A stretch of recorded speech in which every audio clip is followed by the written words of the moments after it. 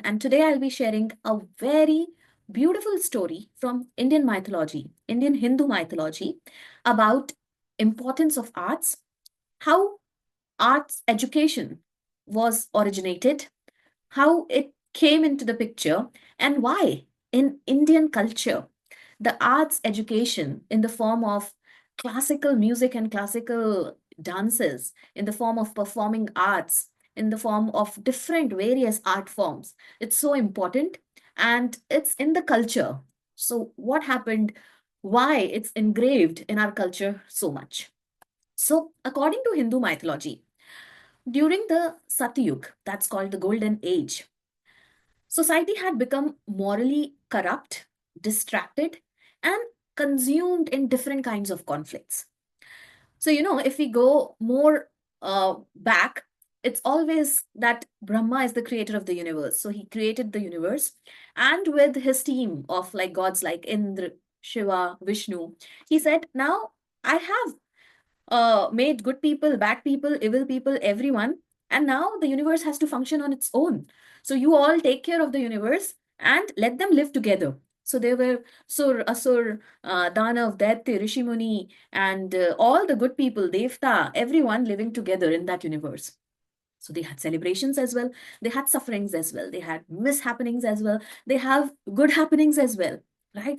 And slowly, what started to happen was that they started experiencing sadness, they started experiencing stress, they started experiencing chaotic situations. Okay. And it was slowly the building so much. So the suffering was increased so much, the stress was increased so much that they started to feel worried and scared about living in the universe.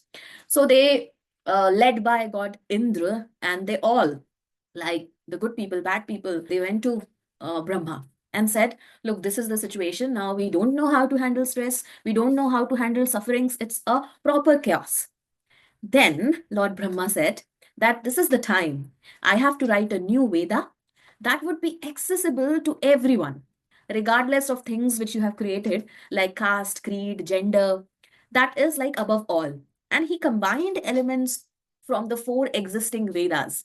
Okay, so he named that new Ved as Natya Ved, and he combined elements from all the four Vedas, like Rig Ved. So he took the words and the Pathya, the speech from Rig Ved. Then from Samved, he used the musicality. Okay, so the melody, the music, the Gana, the Sur, he took it from the Samved. Then from the Yajurved, he took expressions, gestures, abhinay, acting, rituals, all those things. He took it from Yajurved. And then from Atharved, he took the rasas, the navaras, the sentiments, the emotions, the experience. And combining all these extremely important elements of every performing arts, he created the new Veda called as. They went to Brahma and said, look, this is the situation. Now we don't know how to handle stress. We don't know how to handle sufferings. It's a proper chaos. Then Lord Brahma said that this is the time. I have to write a new Veda that would be accessible to everyone, regardless of things which you have created. And that Veda is called as Natya Veda, and was born as a synthesis of all knowledge designed to educate, entertain, and enlighten humanity through music, dance, drama, and the different art forms you can think of. Then he made this, but now he need people to spread that, propagate that.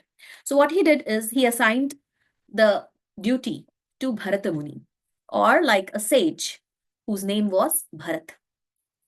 And Lord Brahma entrusted the sage Bharata with the responsibility of developing and teaching art form.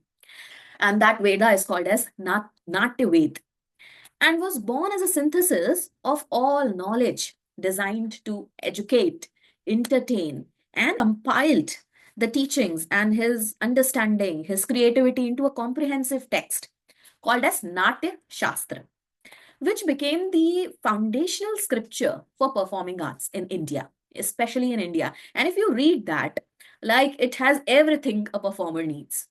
And then he trained his 100 sons and the celestial beings in the divine earth to, propagate, to spread the knowledge of this Natya Veda and Natya Shastra. So, how deeply our culture is already like knowing that this is the essence of the living. And what we are doing now, we are not using that, we are not practicing that. So, our sufferings, our stress management, everything is so easy to handle just by practicing arts. And now, let me state that what is art? So, after listening to this story, you will understand that art is a reflection of life.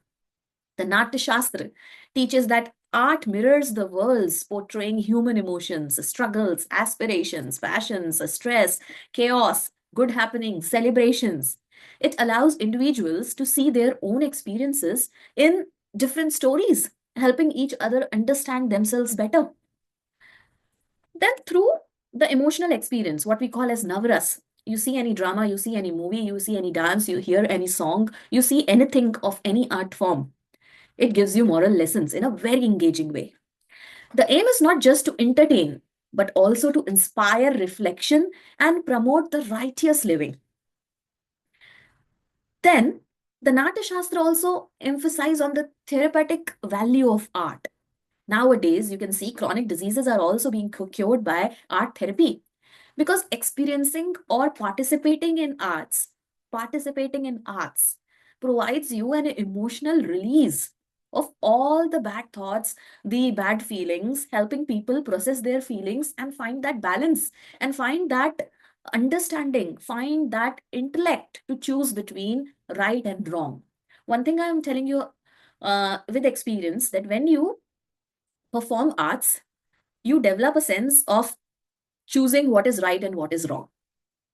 Then it has the universal accessibility, means that the other Vedas, like Rig Ved, Samved, Yajurved, you have to read them and understand them. But with this Natya Veda, it was created for people. So you can understand it, you can have its value, you can have its benefit by just learning any art form. And every art form is based on these principles. Okay. And then we can preserve our culture, preserve our traditions, preserve our, rich intellectual properties by understanding, practicing, learning, performing arts. So the performing arts serve as a vessel for passing down your stories, values, traditions from one generation to other. So if you say to conclude, I would say that art education is important to build empathy, compassion, and understanding, to teach complex idea to the world in a very relatable manner, to offer a universal language to the world that transcends every barrier which we have created, and cultivating the superpower, creativity, and imagination, which is the top skill for coming next 20 years.